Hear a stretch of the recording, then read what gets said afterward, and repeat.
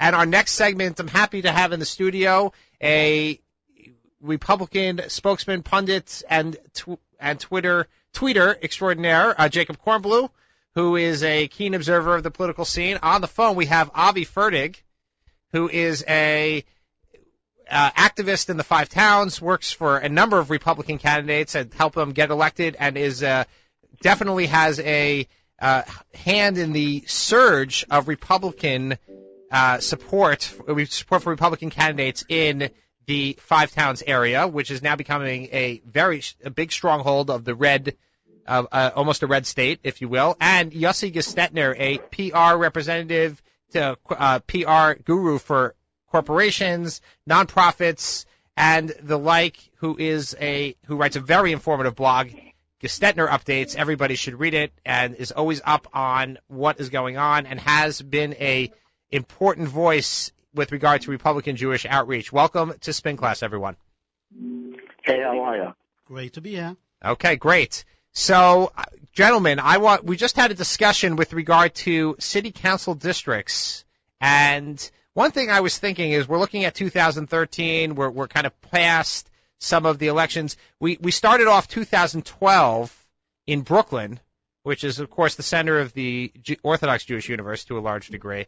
We started off with a Republican congressman in Bob Turner. We started off with we gained a Republican state senator in David Strobin, and now, yet again, we have, as the Republicans have suffered a setback by losing both of those. Jacob, your thoughts? First of all, we have a Republican state senator. We have Marty Golden, that we do, but I am saying we don't have either of those. So was the Republican surge a blip? I would say, first of all, special elections bide very good with Republicans, since there's a low turnout. Those who are motivated to send a message or to defeat an incumbent or a newbie to the race, they tend to go out to vote, so a Republican has better chances in a special election. However, I would admit that the Brooklyn Republicans received a shellacking in this 2012 November elections. I would remind the listeners that Mitt Romney, that had a good campaign, a well-funded campaign, also lost the race. So the Republicans dealt a real blow. Good campaign is, I think, was debated by a lot of people, so... In my view. In your view. Okay, Yossi Gestetner. Yossi, welcome. I'll address this in a minute, but I was listening into the conversation about the people in New York City fighting like cats and dogs about redistricting. I come to think of it, in national politics, the narrative is that the Democratic Party has a big tent, blacks, Hispanics, Jews, everybody has a place there. Do they? Do you see how these people fight like cats and dogs? It is beyond me, and it's perhaps it's shameful that people living side by side and officially in a party that is welcome for minorities, and all the minorities do are fighting each other like cats and dogs. You're going to have a Jewish candidate, a black candidate. Let me tell you something. The reason why I disapprove of President Obama's $1 trillion deficit, the 7.8 unemployment rate, and disastrous foreign policy is not because he's black or white or comes from mixed parents. It's his policies suck. So I really don't understand why you guys in the city, and I've worked in city campaigns a little, not a lot, who cares if this guy is Jewish? Is he effective or not? And I really don't know why you guys are wasting your time and money about if it's going to be this guy or that guy. It is beyond me, and it's shameful coming from the Democratic Party. And as for the Republicans, David Strobin had a chance of being in the office if only these scholars wanted so. I remember back in April, City and State reported that Simcha Felder is going to caucus with the Democrats. 2 days later, we broke the story that Simcha Felder is indeed will caucus with the Republicans, and these scholars are basically going to clear the way. And I wrote on my blog, Gestetner Updates, thanks for mentioning it, I wrote in the article that look out for the financing of the State Senate Committee. See where the money is going or not going. And throughout the campaign, I've been tweeting and yelling at the top of my lungs, these scholars intentionally left David Strobin out to dry because they wanted to make sure that Simcha Felder has an easier field. So the Republicans... I guess he was right in the end. That now. Simcha Felder did go ahead and caucus with the Republicans. Yeah, so. That's what I'm saying. Okay, so it was a no-lose situation. Technically, what I'm saying is technically they didn't lose the seat. They just decided to replace David Sorogan with. Okay, so I understand. So the answer for you is that they replaced a Republican with a Republican. So Avi, I want to turn to you for a second. I'm going to throw out some numbers here because I think that they're quite astounding. There was an article in the New York Times talked about the areas of New York City that voted for Romney.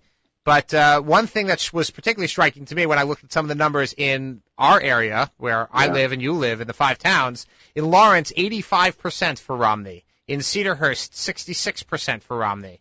Okay, Woodmere, 77% for Romney. Okay. So you're obviously doing something right. The Republicans are doing a good job of outreach in the community in the 5 towns. Is that a suburban thing, or it's just Orthodox Jews in general?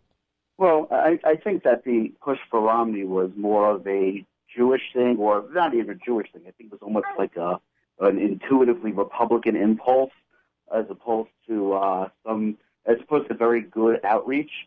I think that when you take a look at some of the other candidates that have been making it to office over the last number of years, those being Republican candidates in what's been traditionally an exceptionally Democratic area, the 5 towns, for many, many years, and even now, registration-wise, it's mostly Democratic area. But if you take a look at the more, the more local races, and you see that there are more and more Republican candidates in there, you start to get a sense that there's an interest and an effort on the part of the Republican Party to do this kind of outreach in these areas.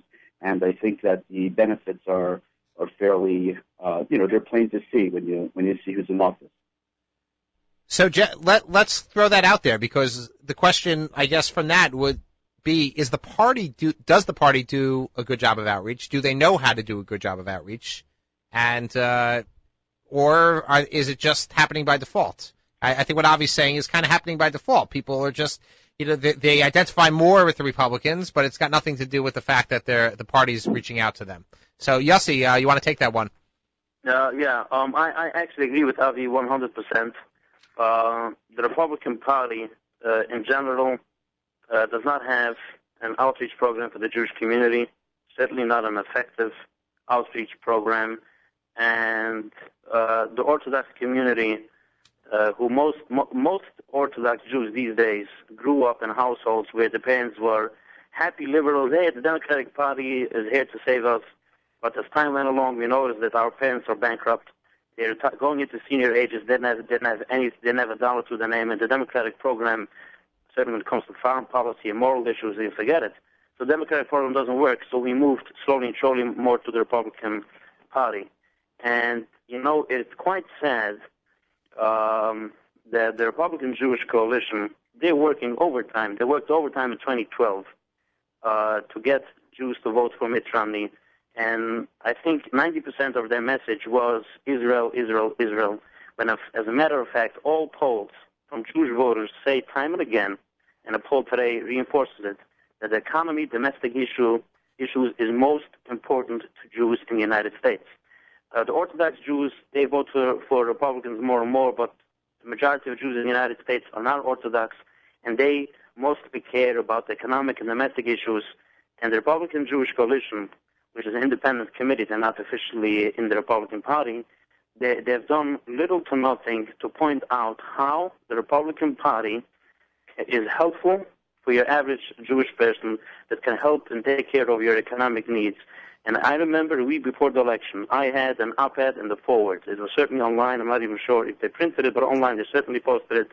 An article where a 700-word article. I made, I think, a compelling argument that I'm not saying that the issue of Israel needs to be ignored, but the Republican outreach effort to the Jewish community needs to be about economics and needs to be about domestic issues, because this is what is most important. This is the priority issue to most Jews most of the time.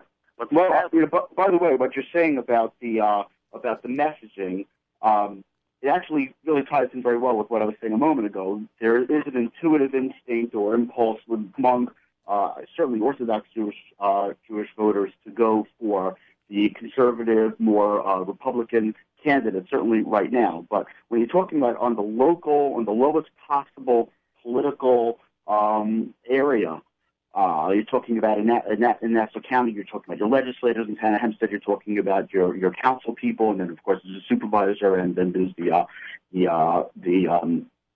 county executive.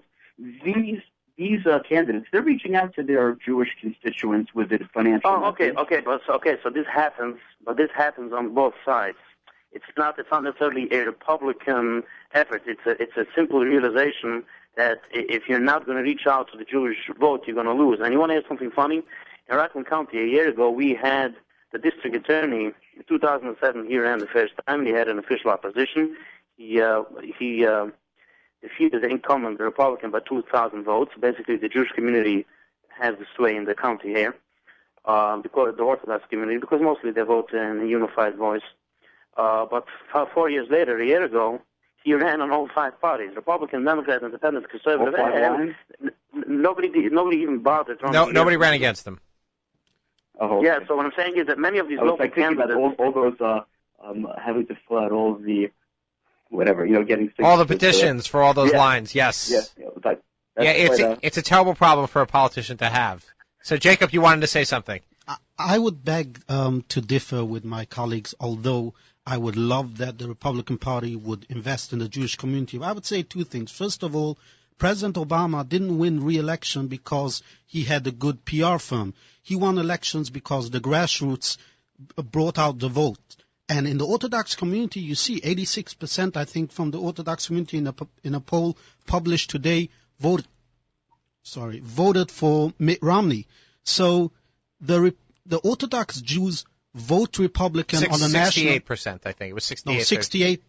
68 for Obama, 32% for Romney. I'm talking about Orthodox Jews. Oh, Orthodox. Sorry. So Orthodox Jews vote on a national level Republican. On the other hand, on the local level, they don't register as Republicans. They don't attend events that the Republican Party initiates, if it's conventions, if it's, for instance, CPAC convention or anything. You don't see the presence of Orthodox Jews joining the party, so the party to outreach to a voting bloc that identifies as fiscal conservative, if you would say, as socially conservative leaned, you don't need to outreach to get the votes.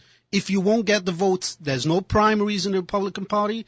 And on the local level, there's 3 Republicans in the entire New York City elected, and that's 1 state senator, 1 assemblywoman, and 1 congressman. So there's not much to invest if the Orthodox Jewish community won't join the Republican Party and do what Moshe Feiglin and others did in the Likud Party, is join the party and have influence from within inside. Yeah, I'll tell you something. The mindset on Long Island is not exactly like that, and not that it's not on paper what you're saying is correct, but the reality is a little bit more of a gray area. But thankfully, I think party leaders are realizing it, because when you take a look at the maps and you take a look at registration lists in the 5 towns, for instance, you see a lot of D's, not as many R's. Now, those D's and R's being Democrats and Republicans, just for the audience out there. I know we take these things for granted, so that's okay. Yeah, okay. Well, it's funny because, you remember what we said last week about kind of keeping it simple. But anyway, the point is that party leaders are starting to realize that just because it's a D or a Democrat does not necessarily, that's not the end of the story. There's a very, very strong possibility that then is somebody who's going to be a Republican candidate, is someone who's going to be going out for the Republican candidates. And I've actually always explained to a lot of people how, yeah, sure, a lot of people, a lot of Jewish families, Orthodox families, they come in from Brooklyn, and I call it the Brooklyn strategy. We're going to be Democrats, so we can go into the primary, and everyone they darshan, we're going to do this, we're going to vote for this guy, so he's going to lose, and they don't necessarily change their party registration, but when they come out here, they're bringing their mindset that they want a more conservative, more Republican type of candidate in office. That's because they walked into a place that has very high property taxes. But Yossi, I want to just get a perspective from not upstate, but the Hudson Valley, as it were. Rockland County, you have the Jewish community that votes both ways. It's not strictly Republican or strictly Democrat. Exactly. Rockland County is a typical example how the community on a local level, they're not so obsessed with party line, rather than with the campaigning of the candidate. And these days we have, in other words, so we have people voting for Republicans, for Democrats, and up to the county level, it goes like both ways. And more importantly, as I said a moment ago, many candidates, by the time they're on the second time, there isn't even real opposition. There isn't opposition at all. The county executive 4 years ago, the DA, he ran officially as a Democrat, a strong Democrat, and this time around, nobody even bothered running against him. He secured all lines. So it isn't a Republican-Democratic issue. But back to Jacob's point about, on the one hand, Jacob says that 84% Orthodox Jews did vote for Romney, and then they don't join local events. Now, there's two things about it. 84% sound, is a lot. It's a big percent. But the question is, 84% of how many voters? Is that what I'm saying? 84% of 3,000 Jews is not a lot versus 84% out of 20, 30, 40, depending which district. So while the Republican Party can take comfort that the Orthodox community is by default increasingly more moving to their direction, they still need to have an effective outreach to make sure that this 84% represents a bigger piece of the pie. That's number one. Okay, so I want to... Oh, I'm sorry. Finish that point. Number two, you point that few Orthodox Jews attend events. So therefore, what the party is taking revenge. They're not reaching out. It's up to the party to make sure that people are comfortable to join their events. Number one, and whether people join your event or not, you better make sure that your candidates show up to events. Your candidates make ample time to reach out to editors of Jewish papers, to reach out to voters, whether this voting base does or does not show up at your local political event. So I want to welcome on the line Moshe Friedman, who is a frequent guest and commentator on our show. And Moshe, as a Democrat, how do you view this situation? Are you threatened by the rise of the Republican Party in Orthodox Jewish politics? In a local level, I don't see any movement whatsoever in that way. And on national level, the people have to come to senses. You have discussed this many times. You can't vote on your social issues and then take your pocketbook on the Democratic issue. So you gotta really know what you guys are doing or you want. But Yossi, actually, I think everybody here agrees and pretty much said it. Yossi, Avi, Jacob all feel that the Republicans are better for the Jewish community when it comes to pocketbook issues. I think Avi, there's no question that the Orthodox community has benefited from the lower taxes that Republicans generally bring, and absolutely probably upstate as well. You're saying they're trying to figure out how you're going to pay your tuition. May I add another thing? No, hold on, Yossi. Avi is talking. I was just saying that most Orthodox families have the kind of bills that it's like fantasy land. We're paying $30,000 for tuition. We're paying for kosher meat or whatever it is we're paying. You're not too comfortable seeing people throwing away money on the governmental level. You'd like to know that the people that you're bringing into office are going to be watching your money a little bit more carefully. Yossi? Yeah. I think it's sad that every time we try to debate politics, we try to figure out which party is going to give you another $20. And although I understand many people in the community are in need of assistance, but how exactly are you helped when President Obama throws you in another $20, $30 in your food stamps, but then if you have a car, you pay $50 a month more for gas, if not more, on average the last few years, because his policies are basically destroying the dollar, killing the dollar, increasing prices of oil and gas, food and everything. So before you know it, you actually are losing out by these policies. You have the unions running up property taxes all over the place, and now I want to move, and wherever I want to move, I got to pay a couple $100 more a month if I want to rent an apartment, which is $1,000 more a year, simply because the unions are out there pushing up property tax, and the unions back the Democrats. So let me do the math. Give me a second. So let me do the math. President Obama in 2009 increased the tax returns to a family by an average of $1,000.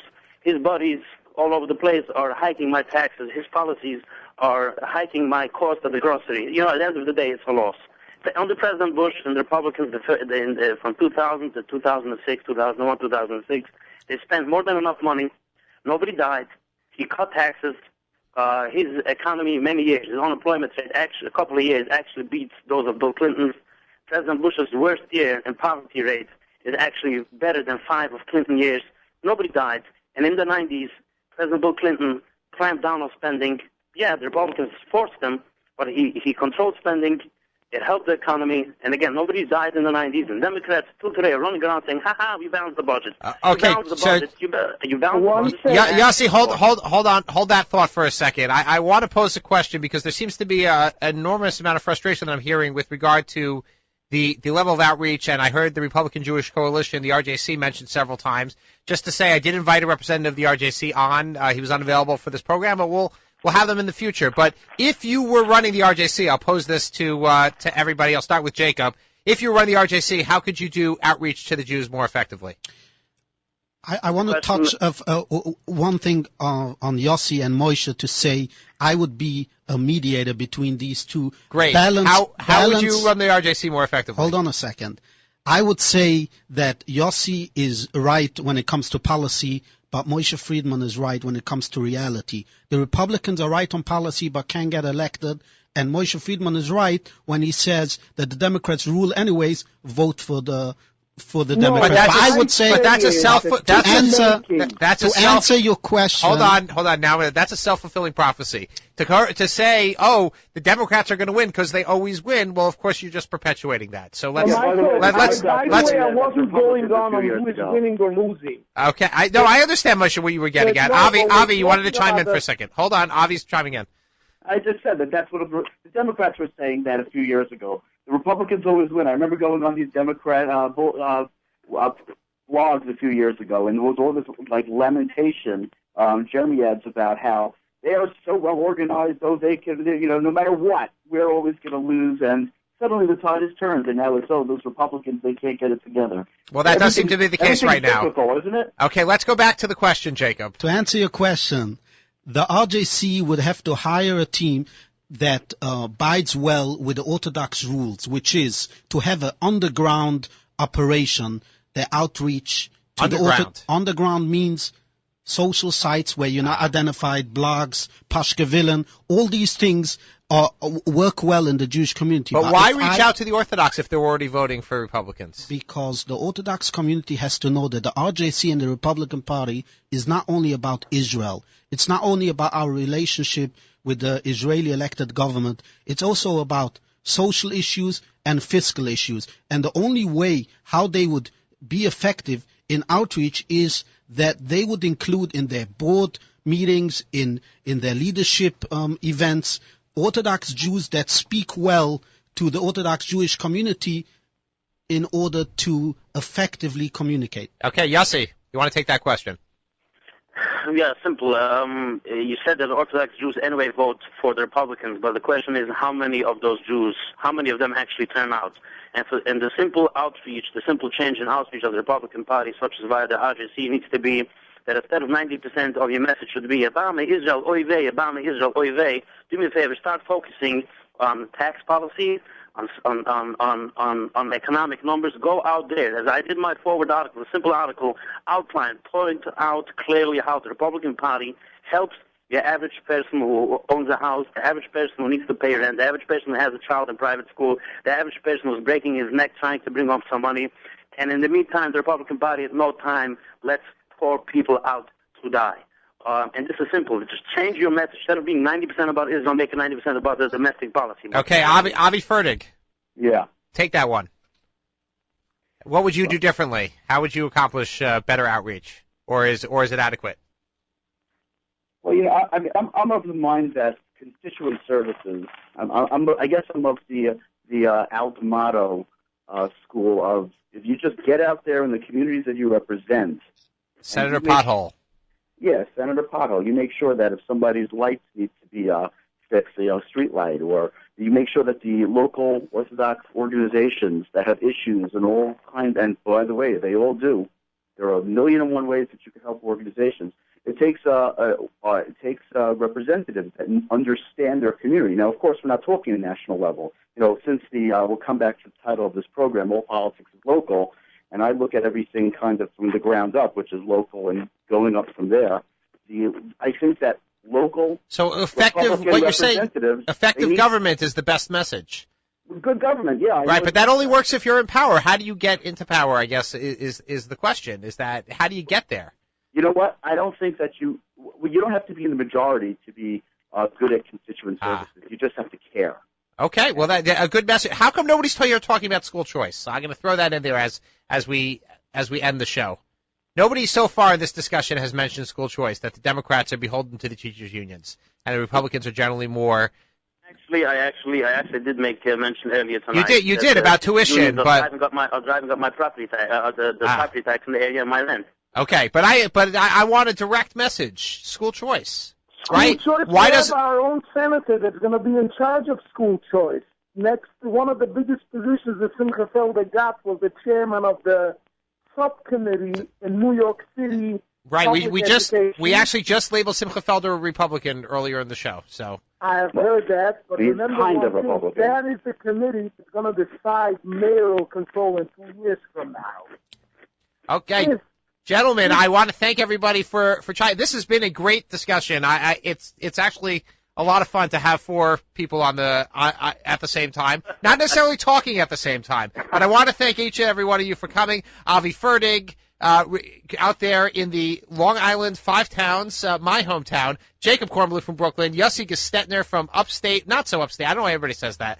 From up there in Muncie, in Rockland County. And this has been a great discussion. This is Spin Class, Politics with Michael Fragan on the Nachum Segal Network. And stay tuned for the Book of Life with my good friend and buddy, Charlie Harari, here on the Nachum Segal Network. If the Thursday night extravaganza continues.